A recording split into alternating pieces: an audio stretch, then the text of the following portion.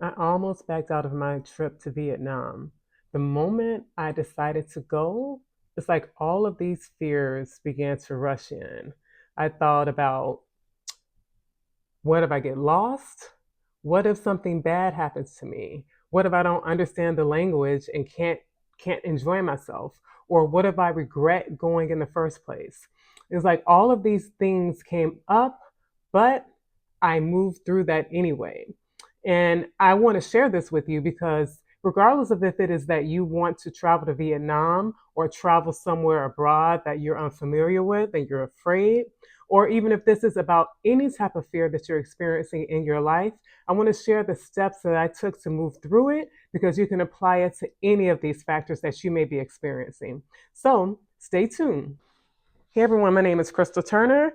I am a psychiatric nurse practitioner who's gone holistic, and I really focus on holistic health, helping us to understand how we are a major part of our healing process. And we do that through holistic approaches, mind, body, and spirit. And in this video, I want to talk about fear and all types of fear that happen, we can address in this video.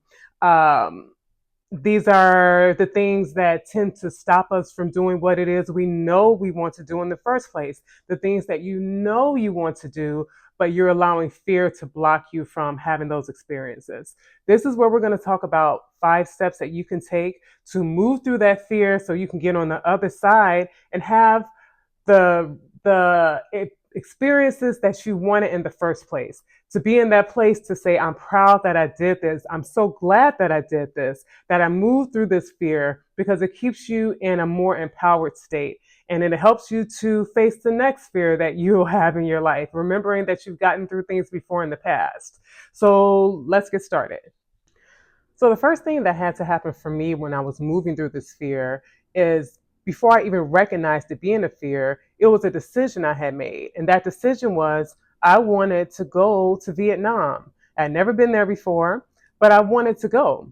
And I can guarantee that when you're still struggling with fear, or when fear is at the forefront of your life and you move through things with fear, and even if you move through a lot of things with courage, fear does creep back in. And oftentimes it creeps in once we've made a decision to do something, because it's like once we've done that, then all of these what ifs come up, all of these thoughts of worst case scenarios can come up for you, feeling doom and gloom for the future. And so for me, it was going into a area that was foreign, um, and all of the bad things that could happen. So the first thing, though, that you have to do is make a decision and recognize that it's not uncommon that when you make a decision to do something that's outside of your comfort zone, that there are going to then be these thoughts, this mindset that tries to come up and attack your dream, attack your desire. And so having that awareness when you make that decision is the first important thing. Making the decision of a thing that you want to do or you want to have happen, and just understand that it's normal to have some thoughts that come up that could be self-defeating. So we have to be at this point of making the decision and having an awareness and just paying attention to the thoughts that come up for ourselves. These thoughts don't have to be the determining factors of your decision, just recognizing the thoughts that come up. So make the decision and recognize what comes up next for you after making that decision. The second step is to recognize the fear is not really necessarily about what it seems that it's about, that there's really a deeper source to this fear. So understanding what this fear really is about for you would be really important and revealing and eye-opening for you, beyond this particular instance that you're experiencing. So for me, being independent was always fearful because I had so many people protecting me as a young person. So it was hard for me to, it was hard for me to do things on my own because I always had people there. And so there could have been a codependence with people, and then also in my childhood traveling, there became this fear around traveling because when I learned to drive, my mom was dealing with a lot of fear of driving on the expressway. I was her youngest child, so I was the last person to learn to drive. And the whole time that I was learning to drive, there was a lot of fear from my mom that I adopted when it came to commuting and traveling, even in a car. There was the point in my life where I wouldn't even travel on the other side of town on an unfamiliar expressway because of this fear that I just adopted for no real reason for myself, except to think that I would get hurt in driving, even though I'd never seen anyone get hurt in their driving. Um, but that just transferred into all different types of ways of commuting and transporting places and doing things on my own because there was a lot of dependency that I had. So this fear wasn't really about going to Vietnam per se. It was really about, am I able and do I have the ability to do something on my own without having someone by my side that's like a security blanket? So for you, when you're really looking at this fear that you're experiencing, what's the deeper root to the fear that it's time to address? And it's time to address it because, as we can see, when we don't address root causes of fear, they show up in a lot of things in life, a lot of areas of life, and it can block us from doing the things we really know that we want to do. It really keeps you from being able to step into the things that you want in your life, the life that you want. It really can keep you from stepping into that. So understanding what root cause of this fear can help to minimize or mitigate the fear that you're feeling in this particular situation that you're dealing with. So that's number 2. All right, I am heading on this international flight. I am nervous, but I'm doing it anyway. So that's one of the first things I would really want to mention when it comes to having fear, is to do the things anyway. Because when we get stifled on our fear, then it limits us. And then there is a reason behind why I'm afraid, but I'm not going to share that yet. I'll share that when all of this is over, because focusing on why I'm fearful or fear makes that grow and can really change our experience. So that will be something I mention with you all toward the end of this video when I'm back home. All right. Something that I knew, even though I was experiencing this fear, was to not bring this up to a lot of people. So this is step number 3. Try to avoid like talking about this fear so much before you're going out to do the thing that you still are trying to make yourself do. Try not to go into spaces with people talking about this fear. And the reason I would say that is because fear tends to grow. And often if we bring up situations, it gets reflected back to us. So if I had gone to certain people in my life who I tend to talk to about my fear of going to Vietnam, there are some of those people I know would have agreed with my fear and started talking more about why this could be dangerous, more of why I shouldn't have done this, more of their experiences that might cause me to really second guess my decision.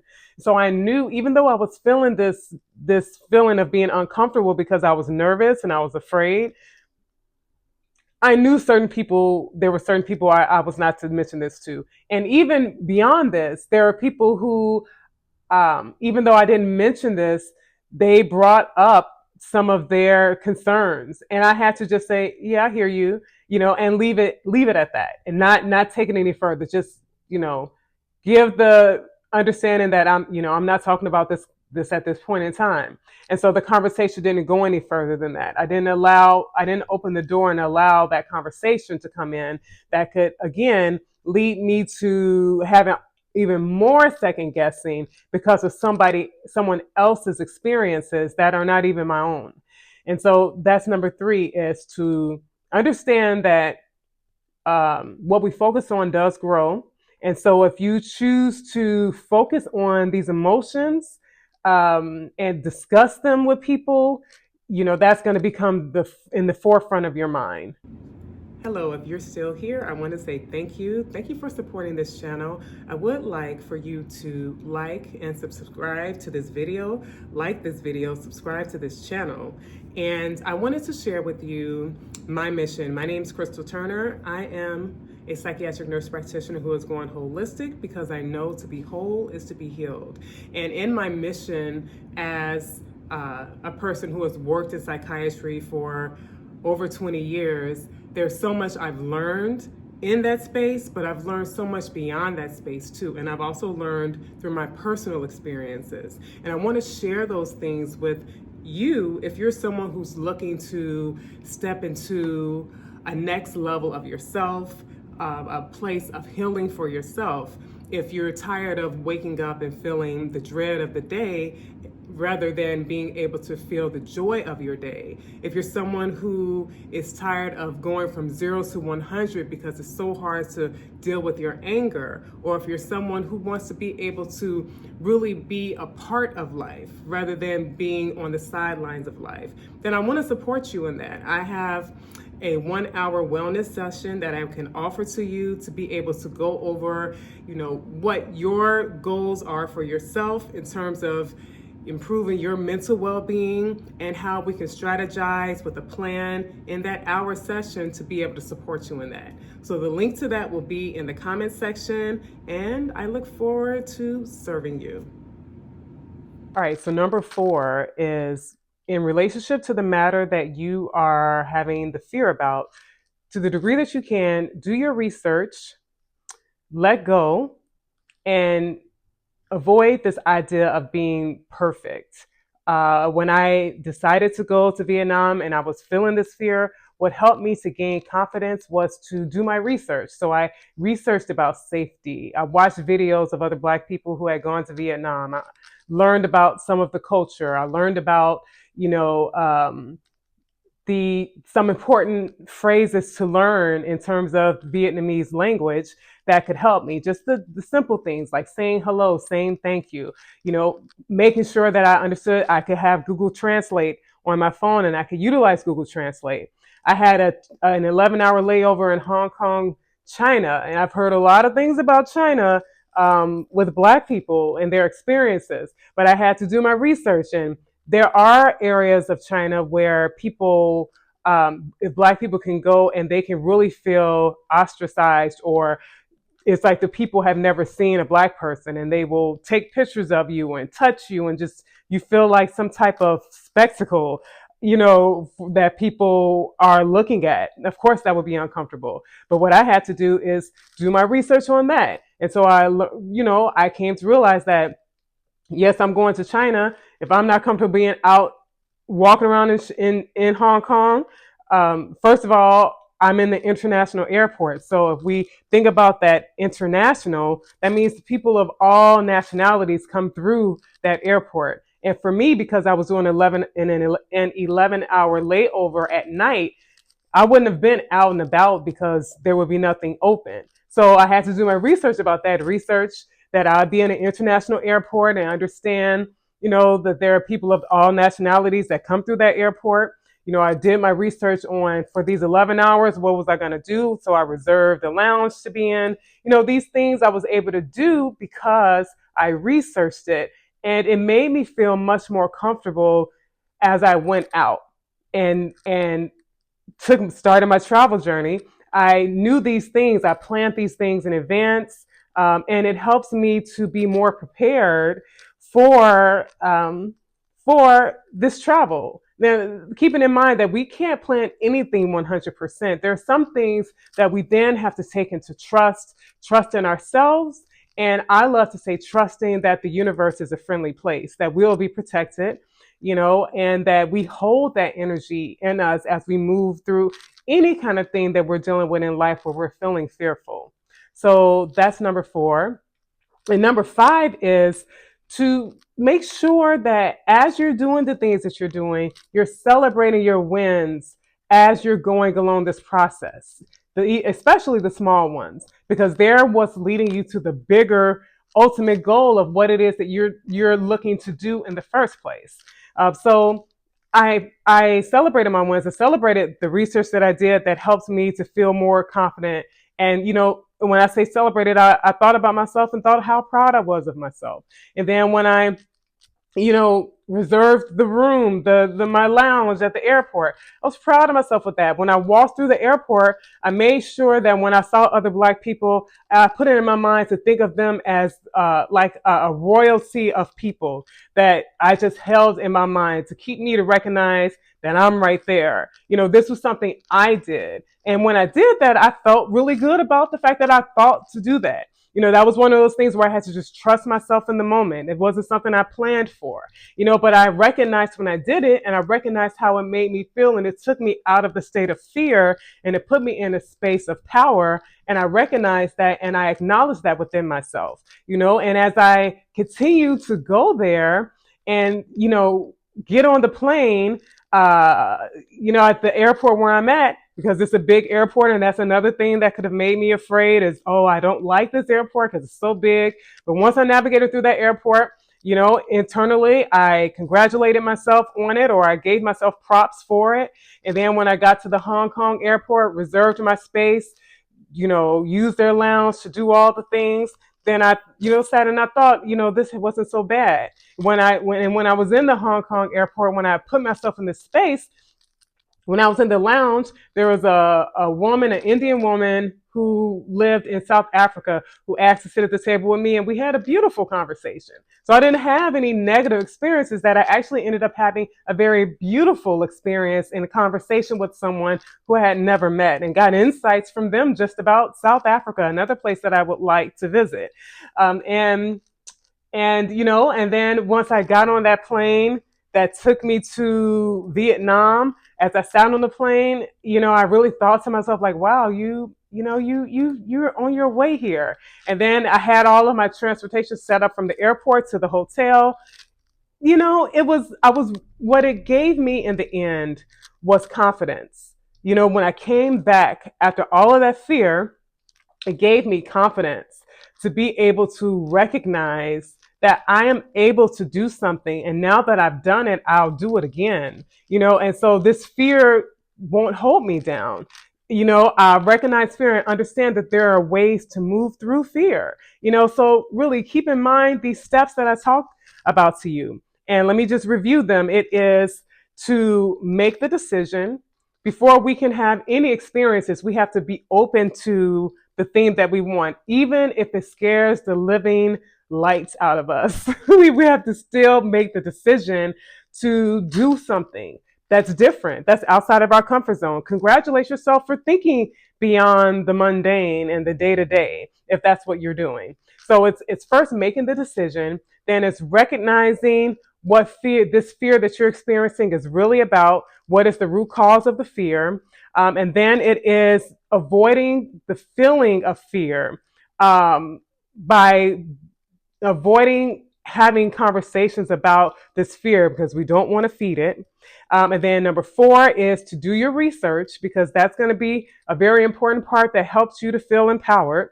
And then congratulate yourself and celebrate you for doing the things. Had I not taken this trip, I would have fed my fear, and then it just would have grown from there. And me not going internally, no matter what I would have told someone else or what I would have tried to lie and tell myself, deep down, I would have known that I allowed fear to keep me from doing something that I knew I really wanted to do. So ask yourself this too. Does fear keep you from doing things that you really want to do? So, lastly, what I want to leave with you is just knowing that when there are things we're doing outside of our comfort zone, fear will always be there, but it does not have to control you. And these 5 steps will help push you through fear and step into a new experience. Had I not challenged my fear, I wouldn't have seen all of the beautiful places that I had a chance to encounter, all of the new memories I created because of that, the new people who I have connections with now, and opening my circle of people that I can reach out to, understanding a different culture and seeing the beauty of the culture as opposed to what someone tries to feed me about a culture, It allowed me to be able to see for myself the beauty of that culture, to be able to experience different foods in that culture, the different gifts and talents of that culture, to be able to, understand more about their practices, and to be able to engage in some of the practices was something that was truly beautiful. It's something I would never get if I stay boxed into fear. And even if this is not about you traveling somewhere, when you do allow yourself to have new experiences and to do things despite the fear that you may be experiencing, it does allow you to have a broader experience. You learn through those experiences, you gain joy often from those experiences, and you get to have new memories that can teach you beyond what you ever thought that you could have learned before. So just remember that you step into these challenges and you create new experiences, and they will help you to be more open because it did for me. And I know it will do the same for you. So, pop in the comment section, what is one fear you're working to overcome right now? Let me know in the comments, and I look forward to seeing you again in my next video.